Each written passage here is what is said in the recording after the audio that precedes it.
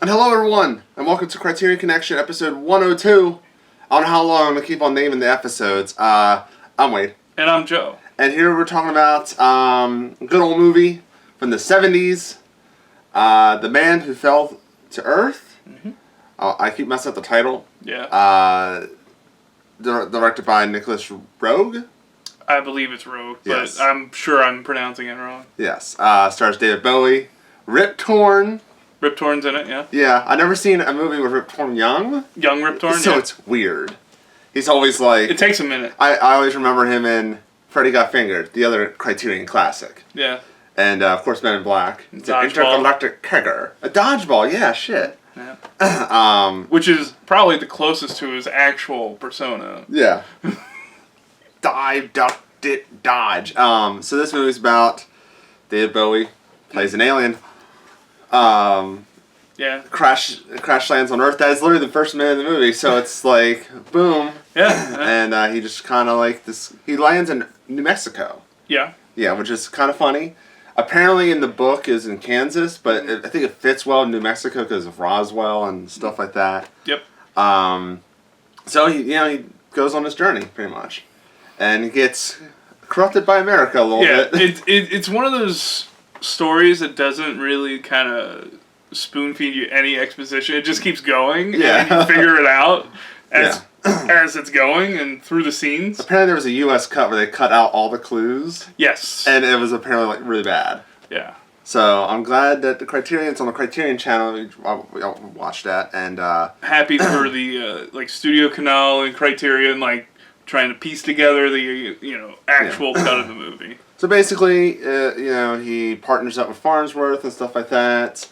And Rip Torn is Bryce, I believe. Yeah, Dr. Nathan Bryce. Well, he's a doctor, and I like how he kind of shows up in a cowboy hat, like he's John Wayne. Well, yeah, he's a physicist or something. Yeah. But they introduced early on that he's a man of he gives in to vices pretty easily. The goal, why he's on Earth, is Newton, who's David Bowie. He has to get water? Yeah, his planet is in a severe drought. Yes, so he has to get water and bring it back to the planet, And his ultimate goal is to raise enough money and technology on Earth in order to figure out a way to transport water from Earth to his planet and save his people and his family. Yeah. And things don't exactly go as planned, because the way he does it is he uses his advanced tech that he knows, and he invents a bunch of things for America and in capitalism in general, and he just tries to build up a huge business in order to fund this. And meanwhile, he meets Mary Lou, and she's lonely and she has really nothing. That is very apparent early on. So these two, and he's an alien, so it's kind of like he has this kind of the Superman thing where he feels distance to the actual humans. He feels like he's not one of them a little bit. Yeah. So he's kind of lonely in his sense. Right. And he makes a connection with her. He still makes connections with Farnsworth and his driver Arthur, and eventually Dr. Bryce. Yes. He does make connections, but they're very few and far between. Yeah. And it's basically a tale of an alien. Look, it's America in an alien's view. And what I love about the movie is he has this main goal to take the water, but because he's living in America and on Earth, the whole plot kind of disappears. Yeah, basically, the more gone he is, the more that idea is gone. Yeah, now it makes you think he's already far away because Earth is so primitive compared to his planet. And basically, he has to speed things up in order to get to that point, technology-wise, to return and transport water. And at the same time, he's getting distracted, and he's kind of indulging and in a way becoming human, giving in to the feelings of love and attachment and lust. And it keeps going further and further up until the end of the movie. Yeah, Yeah, he's right. He becomes more human because humans are disgusting, a disgusting race apparently. Yeah. Like he's watching the TVs and he sees like he's the American, basically like the alcohol. Absorbs it. Yeah. The alcohol. He becomes super alcoholic. Violence. Yeah, like he's never that weird scene with the gun with the blanks. Yeah, he's not super violent, but it becomes more nasty, I think. Yeah, it seeps into him. Like the negative emotions seep in. I don't know if it's on purpose, but I kind of like how his drinking choice is like gin and vodka because it looks like water. Well, yeah, and that's the point why he's there. I don't think he ever does vodka. No, it's always gin. It's a gin, but like vodka's also clear. It could it's it's a clear liquid, and I kind of think it's But gin was the drink that Mary Lou suggested. Like she thought he would want a gin and tonic. Yeah, which is clear like water, and he becomes hooked on gin. Yeah, because I guess the feelings of inebriation, like it's so strange to him as an alien, and it kind of affects him that way. And he becomes super severely depressed by just becoming an alcoholic. Now, here's the theory. Like, he's also thinking like it may be pointless. Yeah, like at this point, like it could be like a fruitless endeavor. Like if he returns to his planet with water, his family could be dead. And that's another thing. Like, another theory? Because I watched the there's like a little documentary that's with the writer. The writer talks about the movie. Mm-hmm. He says like, are they already dead? Yeah. And is he just escaping? And it's like, oh, wow, there's a lot of things going on, and that's why I like how the plot just kind of like ignores that, and it more is like a character study on how an alien would take to America. Mm-hmm.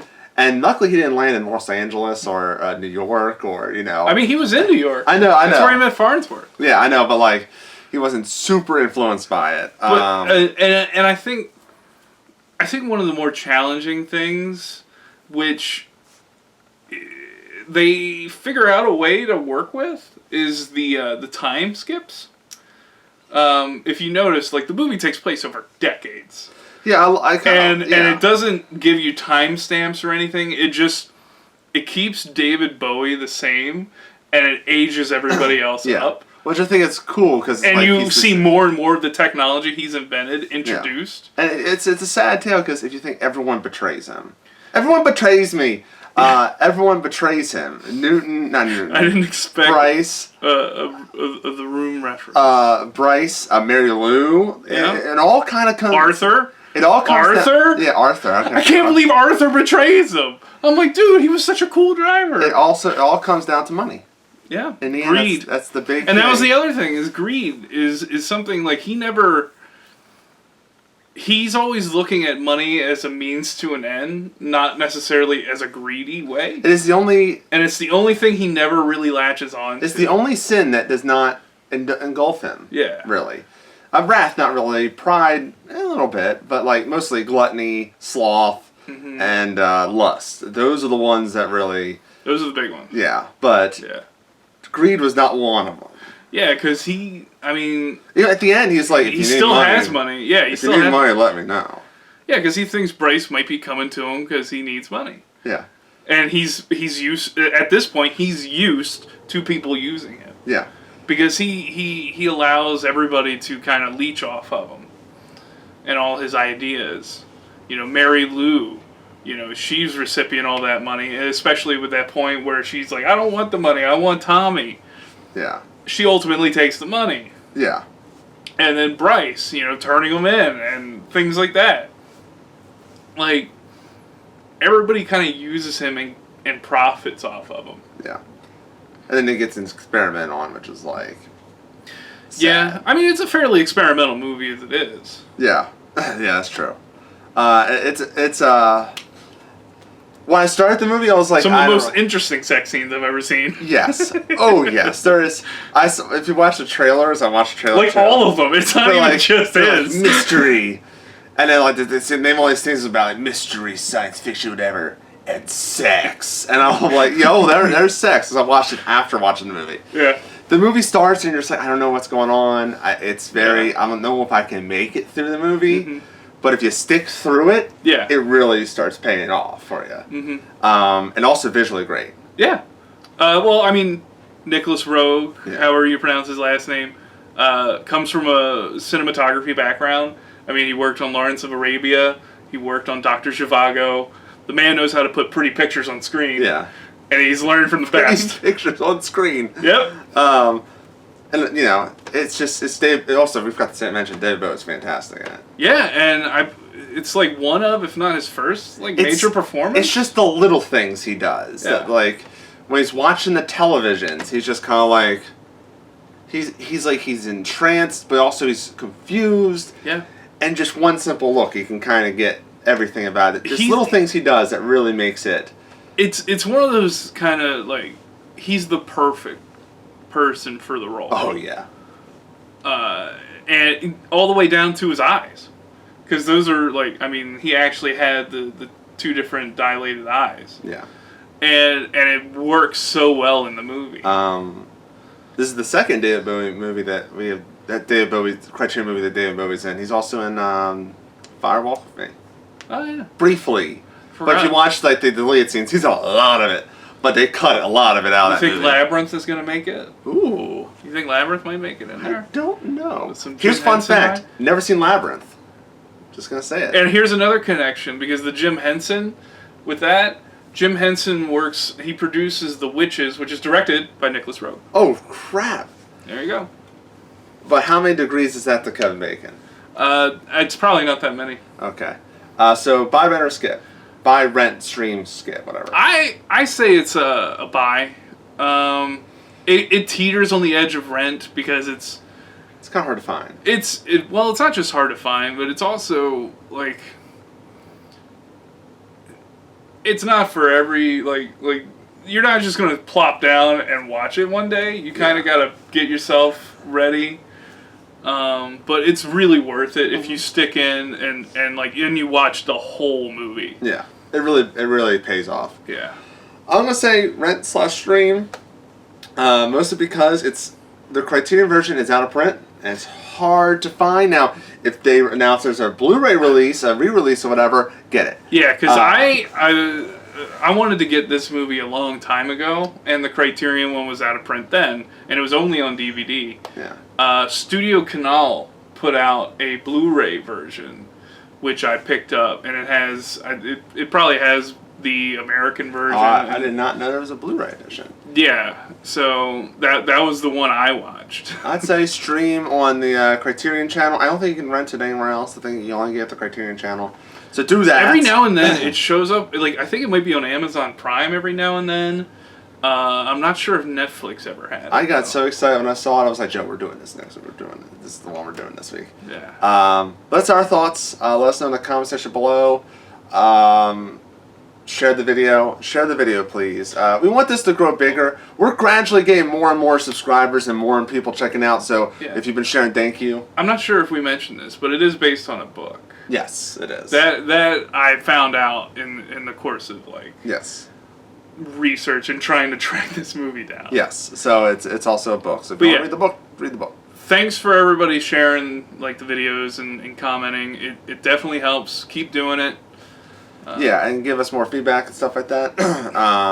Stuff like that. Other movies you want to suggest, because they keep adding movies.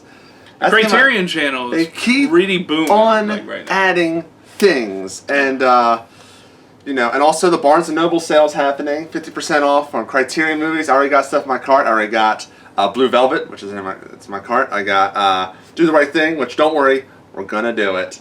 It's coming out next month. We always do the right thing. Stay tuned for that.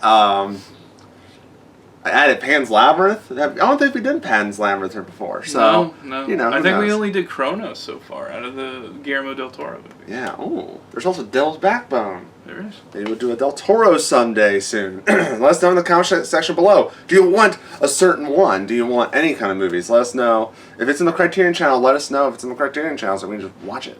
Because I think do they keep stuff on there or do they take it off sometimes? I think it might cycle some stuff, but I've noticed there's a lot more stuff on the Criterion channel than there was on Filmstruck at a single given time. Yes.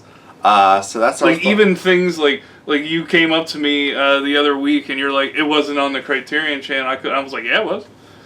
You just had to search for it. Yeah. There's a lot of movies on there. Oh yeah. So check that out. Subscribe to the Criterion channel. You're not sponsored by them. But we'll take your money. I will. Make things a lot easier. So until next time, I'm Wade. And I'm still Joe. And we will see you later.